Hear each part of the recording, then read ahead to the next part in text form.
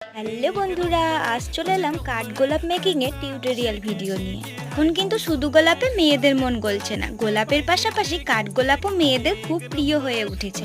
তাই কাঠগোলাপ ছাড়া ক্লে জুয়েলারি সম্পূর্ণ হয় নাকি, তাই ক্লে জুয়েলারির মধ্যে কাঠগোলাপ তো রাখতেই হবে।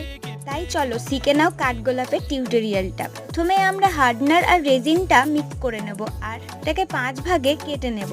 কেটে নেওয়ার পরে প্রত্যেকটা পাপড়ি পরপর তৈরি করে নেব।